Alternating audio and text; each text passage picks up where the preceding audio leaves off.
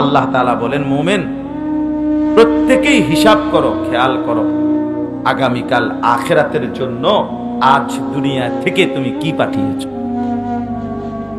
ওয়ালতানজুর নাফসুম মা কদ্দামাত লিগাদ। লিগাদ মানে আগামী, গাদিন মানে আগামীকাল। আগামীকালকে কিয়ামতের জন্য আজ দুনিয়া থেকে, এখান থেকেই পাঠাইতে হবে। দুনিয়া আখিরাত সাজাবার জন্য দেওয়া হয়েছে, আখিরাত বানাবার জন্য, স্থায়ী জিন্দেগি বানাবার জন্য। হায়াত মূলত আখিরাত, জীবন মূলত আখিরাত, এটা শুধু পার করা। ওয়া ইন্না দারাল আখিরাতা লাহিয়াল হায়াওয়ান। আল্লাহ তাআলা বলছে নিশ্চয়ই আখিরাতের ঘর সেটাই কেবল জীবন, হায়াত, বেঁচে থাকা। এর জন্য প্রকৃত জীবন হায়াত, এটা আখিরাত। তাহলে প্রস্তুতি কোথায়? কয়বার খেয়াল করছেন জীবনে? রুকুটা হয় কিনা, সেজদাটা হয় কিনা, ওযু গোসল হয় কিনা? আও মাইতো না, আল্লাহ ভরসা। এটা কি কথা? আরে রাখো চাই হুজুরের সব, হুজুরের দ্বারা গেলে হুজুর আরো কত মাসলা বাইর করব। আরে বেটা, হুজুর তো মাসালা বাইর করে দুনিয়া তোরে শুধরাইয়া ঠিক করে দিবে, কিন্তু কবরে কে ঠিক করবে? তখন হাসরের ময়দানে কে ঠিক করে দিবে? এখন তো হুজুরদের কাছে আসলে লাভ আছে, ঠিক করে দিল, ভুলটা শুধরাইয়া দিল, তখন তখন আফসোস করে কি লাভ হবে বলেন? এই হজ্জের সফরেও আমি পরে হজ্জের শেষে কিছু বিষয় নিয়ে আমার আলাগত অনেকরে বলছি, যে আমার সাথে বিভিন্ন কথার প্রেক্ষাপটে অনেকেই এই আফসোস করছে যে হুজুর ইন্নালিল্লাহ, যদি এটা জানতাম আগে তো আমি এটা ছাড়লাম না। কথা বুঝি? তাইলে এই 13ই জিলহজ পাথর মারা, রাসূলুল্লাহ সাল্লাল্লাহু আলাইহি সাল্লাম পাথর মারতেন। অধিকাংশ একেবারে শতকরা 99, 99.5 জন বাংলাদেশি হাজি পাথর মারে না। কেন? এটা মুস্তাহাব। মুস্তাহাব এটা দিয়ে কি পারে? ওরা তো বেহেশতের বুঝ হইয়া গেছে আগের দিনে, উনি এত সওয়াব দিয়া করবে কি? অথচ উনি গেছেই হজ করতে, এখানে গেছেই হজ করতে, একটু কষ্ট করতে, এটা করতে রাজি। কথার কথা, অসংখ্য এমন বিষয় আছে, একটু কষ্ট হবে, শুধু এই শরীরে হাঁটতে এখন আর ক্লান্তি লাগতেছে, এই দুটুকুই কারণ, আর কিচ্ছু না। করবেন ওনার নেকির দরকার, এত নেকি দিয়ে আমি করব কি? এই যে বললাম, মানে খামখেয়ালি, গাফলতি, আখিরাতের ব্যাপারে বেখবর, অথচ আখিরাতে আমাদের জিন্দেগি ওজন হবে না। কথা বলেন, ওজন হবে কিনা? যাই হোক, ফিরে আসি ওই কথায়। ওই সাহাবী নবী সাল্লাল্লাহু আলাইহি ওয়াসাল্লাম তাকে বললেন, তুমি আখিরাতের যেদিনে হোক প্রস্তুতিটা কি তোমার সেটা বলো। তো নবী সাল্লাল্লাহু আলাইহি সাল্লামের কথার জবাবে ওই সাহাবী বললেন, ইয়া রাসূলুল্লাহ, আমার আমল স্বাভাবিক ফরজ, ওয়াজিব, সুন্নতে মুআক্কাদা সেগুলো তো আমি করতেছি, কিন্তু বাকি আমলের পরিমাণ অনেক বেশি এমন না, সামান্যই আমার আমল। তবে আমি একটা কথা দিল থেকে নবী বলি, ইন্নী উহিব্বুল্লাহ ওয়া রাসূলা, আমি আল্লাহ এবং তার রাসূলকে ভীষণ ভালোবাসি। অর্থাৎ ভালোবাসার দাবিতে আমি অনুসরণ করতেছি, আরো বাড়াইতে চাইতেছি, ভালোবাসি বলেই নিয়মিত আমল যতটুকু পারতেছি করতেছি। তো আল্লাহর নবী সাল্লাল্লাহু আলাইহি সাল্লাম বললেন, ঠিক আছে, তাহলে তুমি নিশ্চিন্ত হও, আল মারউ মা'a মান আহবাব, প্রত্যেক মানুষ বা আহবাব, তুমি যাকে ভালোবাসছো, যাকে তুমি ভীষণ ভালোবাসো, হাসরের ময়দানে তুমি তারই সঙ্গী, তারই সঙ্গী হও।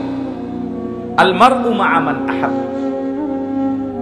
প্রত্যেক ব্যক্তি সে যাকে খুব পছন্দ করে হাসরের ময়দানে সে তারই সঙ্গী হবে, তার সাথেই হবে। তাহলে অতএব এই হাদিস দ্বারাও বোঝা গেল, হাসরের ময়দানে যে ব্যক্তি প্রিয় নবী সাল্লাল্লাহু আলাইহি সাল্লামকে ভীষণ ভালোবাসবে, সে হাসরের ময়দানে নবী সাল্লাল্লাহু আলাইহি ওয়াসাল্লামের সঙ্গী হবে, তার সাথে দাঁড়াবে, তার পাশে থাকবে, তার কাছাকাছিতে দাঁড়াবে। এত মানুষ এত কোটি কোটি মানুষ আল্লাহর নবীকে ভালোবাসে, তো সবাই একসাথে দাঁড়াইলে আপনি বলেন যে কেমনে একসাথে দাঁড়াবে, পাশে দাঁড়াইবে কেন? এত মানুষ তো আমি অনেক পিছিয়ে যাব না, কেমনে একসাথে দাঁড়াবে সেইটা আপনার চিন্তার বিষয়, সেটা হাসরের ময়দানে গেলেই আপনি দেখবেন। কোরআন শরীফে আছে সমস্ত জান্নাতীরা জান্নাতের মধ্যে যখন বসবে প্রত্যেকেই প্রত্যেকের মুখোমুখি বসবে, কেউই কি কারো পিঠ দেখবে না। আকবালা বা'দুহুম ইলা বা'দিন, তো তাইলে আপনি কোন তো 10 কোটি মানুষ, 100 কোটি মানুষ, কোটি কোটি মানুষ জান্নাতি, এত মানুষ একসাথে মুখোমুখি, কেউ কারো পিঠ দেখবে না, তো কেমনে বইব? কত বড় রুম লাগবে, কেমনে সিস্টেম করবে? তো এগুলা সব আপনি সেখানে গেলেই দেখবেন ইনশাআল্লাহ। তা যাই হোক, আমার বলার উদ্দেশ্য ছিল প্রিয় নবী সাল্লাল্লাহু আলাইহি ওয়াসাল্লামের ভালোবাসা। নবী সাল্লাল্লাহু আলাইহি সাল্লামকে ভালোবাসার কথা আল্লাহর কোরআনে আছে কিনা বলেন?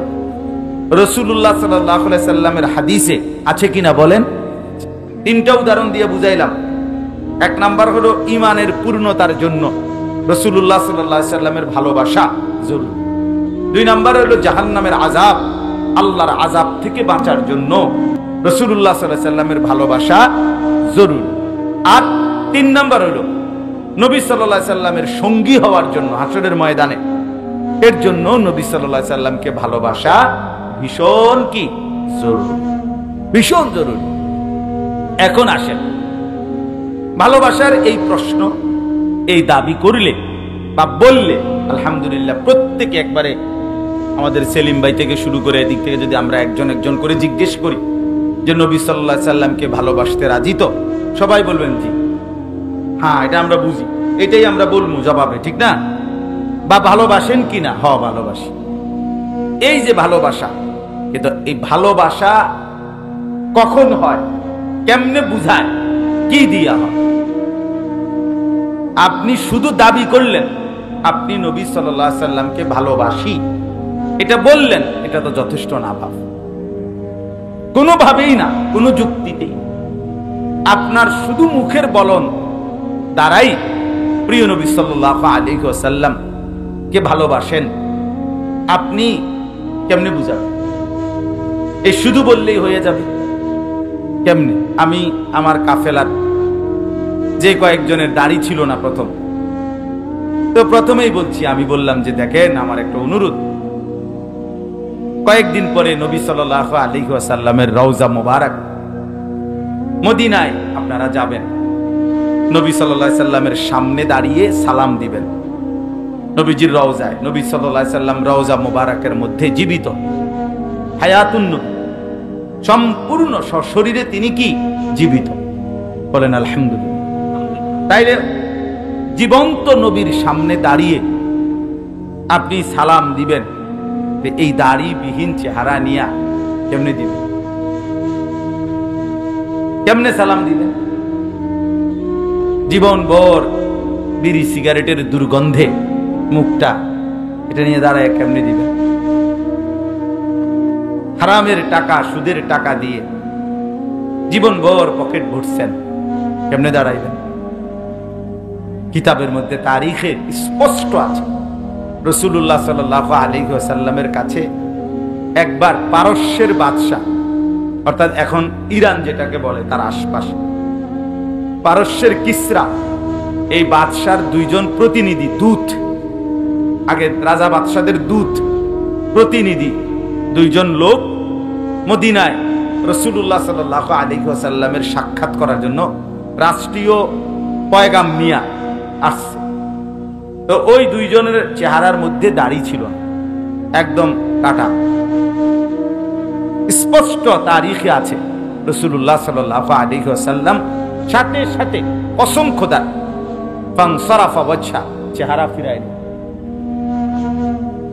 নবীজি সাল্লাল্লাহু আলাইহি ওয়াসাল্লাম তাদের থেকে চেহারা ফিরিয়ে নিলেন এবং বললেন, তোমাদেরকে এই দাড়ি এভাবে কাটতে পারে, এভাবে না রাখতে কে আদেশ করবে? মান আমারাকুম হাযা। তো ওই 2 লোক প্রতিনিধি দূত, তারা বলল আমাদের রব মানে তারা তাদের বাদশাকে ডাইরেক্ট রব বলত। তো আমাদের রব, আমাদের মালিক, আমাদের লালন পালনকারী, এরা এই বাদশাকে বুঝাইছে, তাদের পারস্যের বাদশা। সে আমাদেরকে আদেশ করেছে দাড়ি কাটতে, এটা না রাখতে। রাসূলুল্লাহ সাল্লাল্লাহু আলাইহি ওয়াসাল্লাম সরাসরি বলছেন, বাল আমারা রাব্বি বিইফা'i লিহিয়াতি, আর আমার রব আমাকে দাড়ি লম্বা করতে আদেশ করেছে। তোমার রব কাটতে বলছে, আর আমার রব কি করতে বলছে? রাখতে বলছে, লম্বা করতে বলছে। তাহলে আমি বললাম 1450 বছর আগে নবী সাল্লাল্লাহু আলাইহি ওয়াসাল্লাম তো চেহারা মুবারক ফিরাইয়া নিছেন, এটার প্রমাণ আছে। তো এখন নিবে না? এখনো তো নিবে চেহারা ফিরাই, এখনো তো চেহারা ফিরাইয়াই নিবে। আপনি কেমনে দাঁড়াবেন? আলহামদুলিল্লাহ, পুরা আমার কাফেলার আমি 54 জন, সবাইকে দেখছি শেষে মদিনা আসবার আগে আগে একদম দাড়িওয়ালা, সব যে কয়জন ছিল না আর কি, সবাই। কালকে যখন আমরা আসি এয়ারপোর্টে, সবাই একজন একটা আঙ্গুল হাতও লাগায় না। আলহামদুলিল্লাহ, আলহামদুলিল্লাহ। আল্লাহ তাআলা আমার সে কাফেলার ভাইদেরকেও বরকত দান করেন। তো এই জন্য বললাম, ভালোবাসা রাসূলুল্লাহ সাল্লাল্লাহু আলাইহি ওয়াসাল্লামের, সেটা তো বাপ অনুসরণকে দাবি করে, চায়। ভালোবাসার প্রমাণ হয় অনুসরণের মাধ্যমে। সোজা কথা ভাইয়া, এটা আসলেই নয় সয় করার কোনো বিষয় না। ঘুরাইয়া গাড়াইয়া জোরাতালি দিয়া এমনে হেমনে উত্তরে দক্ষিণে মিলাইয়া এত কিছু বলার কোন দরকার নেই। সাফ সাফ কথা, নবী সাল্লাল্লাহু আলাইহি সাল্লামের ভালোবাসা জরুরি। জরুরি কিনা? বাধ্যতামূলক, তাকে ভালোবাসতেই হবে। এটা ঈমানের অংশ, এটা ঈমানের পূর্ণতা।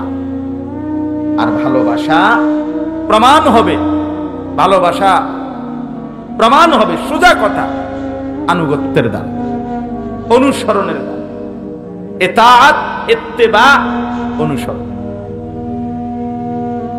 এই আপনাদেরকে বললাম। আমি আসলে যেহেতু মদিনার থেকে আসছি কালকে, এই কারণে আমার ওই আবেগটা রয়ে গেছে। রাসূলুল্লাহ সাল্লাল্লাহু আলাইহি ওয়াসাল্লামের ভালোবাসা, এই মানুষগুলো রওজায়ে আতহারের সামনে দাঁড়িয়ে কাঁদে, কত মানুষ কাঁদে, ভালোবাসার কত কিছু বলে, মহব্বতে কত কথা বলে, সব ঠিক আছে। ভালোবাসা, মহব্বত, চোখের পানি সব ঠিক আছে, কিন্তু এটাই সত্য কথা। সাহাবায়ে কেরাম এটাই বুঝছেন। যুগে যুগে সমস্ত ইমানদার, সত্যিকার আল্লাহর প্রেমিক যারা, নবী প্রেমিক যারা, কসম খোদা, তারা এটাই বুঝছেন যে আমার ভালোবাসা অনুসরণের মাধ্যমে প্রমাণিত। এটাই টিকবে, সেই ভালোবাসা। সস্তা ভালোবাসা, শুধু শুধু শুধু শুধু মুখের উচ্চারণ, এটা কোনোভাবেই যথেষ্ট না, কোনোভাবেই যথেষ্ট। আমার শায়খ আল্লামা মুফতি মুশতাকুর নবী কাসিম হুজুর অনেক সময় বলছেন, অনেকবার হুজুর এই কথাটা একটা চমৎকার মজার কথা আছে না, যে বহু আল্লাহর বান্দা যে নবী সাল্লাল্লাহু আলাইহি সাল্লামকে শতভাগ তার সুন্নাত, তার জিন্দেগীর অনুসরণ করে, কিন্তু জীবনের 70 বছরে অভাব, দারিদ্রতা অথবা টাকা পয়সা না ব্যবস্থা হওয়ার কারণে কোনোদিন হজ্জে যাইতে পারে নাই, মদিনাও দেখে নাই, মক্কাও দেখে, চোখের পানি ফেলছে শুধু, কিন্তু দেখতে পারে নাই, যাইতে পারে নাই। এমন আছে না ভাই? কিন্তু নবী সাল্লাল্লাহু আলাইহি সাল্লামকে অনুসরণ করে, সুন্নাতকে মানে, নবীজির ইত্তেবা, আনুগত্য করে। আবার হুজুরে বলছে, আমি আল্লাহর কসম করে বলি, সেই লোকটা পৃথিবীর যত দূরেই থাকুক সে নবীর কাছে। আবার 70 বার গেছে নবীর রওজায়, 1000 বার গেছে। একদিনও মনে করেন 10 বারও ইচ্ছা করলে নবী সাল্লাল্লাহু আলাইহি সাল্লামের জিয়ারা করা যায়। ঘুরে ঘুরে আসলেই আবার সালাম দেওয়া যায়, ঘুরে ঘুরে আসেই আবার কি, আমি যখন শেষ আসি, আসার দিন ফজরের আগে আমি 3 বার পরপর জিয়ারত মানে নবী সাল্লাল্লাহু আলাইহি সাল্লামকে সালাম দিস ওইখানে ঢুকা ঢুকা সিরিয়াল ধরে ধরে, তাইলে বারবার দেওয়া যায়। তাহলে এরকম অসংখ্য আল্লাহর বান্দা আছে যিনি মনে করেন 70 বার না 1000 বার 10,000 বার গিয়েছেন, কিন্তু তার চেহারায়, সুরতে, চলনে, বলনে, জিন্দেগীর মধ্যে নবীর অনুসরণের কোনো চিহ্ন নাই। সে কাছে থেকেও দূর, সে কাছে থেকেও কি। এজন্য হুজুর এটা বলে যে বহু আল্লাহর বান্দা কাছে থেকেও নবীর দূরে, বহু আল্লাহর বান্দা দূরে থেকেও নবীর কাছে। অনুসরণের মাধ্যমে, ইত্তেবার মাধ্যমে, সুন্নাতের মাধ্যমে, নবী সাল্লাল্লাহু আলাইহি ওয়াসাল্লামের আনুগত্যের মাধ্যমে। এই কথাটাই আমি আপনাদের সামনে যে আয়াতটা পড়ছি, এই আয়াতের প্রথম কথাটার অর্থ এটাই। এই দেখেন, আপনি আবারও মনে করেন 5 নম্বর পারা 4 নম্বর সূরা, সূরা নিসা, এই সূরার 64 নম্বর আয়াত। আল্লাহ তাআলা বলেন, ওয়ামা আরসালনা মির রাসূলিন, কোন রাসূলকেই আমি আল্লাহ রাসূল হিসাবে পাঠাই নাই অন্য কোন উদ্দেশ্যে। যতজনকেই আমি রাসূল বানিয়ে পাঠিয়েছি, কাউকেই আমি অন্য কোন উদ্দেশ্যে পাঠাই নাই। তাবিজ কবজ, দোকান ব্যবসার উন্নতি, জিফুতের বিদেশ, বালা বিয়া, বাচ্চা কাচ্চার ভালো মতো হওয়া, অনেক মানুষ হুজুরদের সাথে সম্পর্কের এটাও একটা কারণ। কথা বুঝেন নাই? অনেককেই এরকম হয়তো কিছু হাদিয়া দিছে, বিভিন্ন মূল টার্গেট দিয়ে টিয়া পরিচয় হইয়া কথা একটাই, হুজুর ব্যবসায় যাতে লাভবান হয়, কুদুর দোয়া করে ছেলেটা যাতে বিদেশে তাড়াতাড়ি একটা লাইন করে রাখছি, যাতে তাড়াতাড়ি বিদেশের ইয়াটা হইয়া যায়, ভিসাটা হইয়া যায়, কুদুর দোয়া করেন। ইটালি যেন তাড়াতাড়ি যায়, আমেরিকা যেন তাড়াতাড়ি যায়, বাচ্চা কাচ্চা যেন ভালো মতো হয়। এই বাজার, ব্যবসা, দোকান, ঘর, দালান ইত্যাদির জন্য দোয়া। আমি বললাম একদিন আমার এবারে সফরে, আমি বললাম যদি কাউরে বলতাম যে মানে এই 100 হাত উঁচা যে ফিলারটা মনে করেন, এইটা যদি আপনি ধরতেন পারেন, তাইলে আপনার সমস্ত নেক মকসুদ যদি দুনিয়ার এটি পূরণ হইব মনে করেন, সে যে কোনো মূল্যে চেষ্টা করবে এটা ধরতে।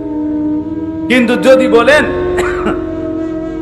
প্রতিদিন এক বসায় সুন্দর করে 1000 বার দুরূদ শরীফ একদম নিয়ম মাফিক মন দিয়ে একাকী পড়বেন, দেখবেন নবীর সুপারিশ পাবেন। দেখবেন আপনি এইখানে আইসা আপনি অধিকাংশ লোকে আর পাই, যেটা আমল ধারাবাহিক করতে হবে ওইটার মধ্যে লোক পাওয়া যায় কম, আছে নাই যে এটা না।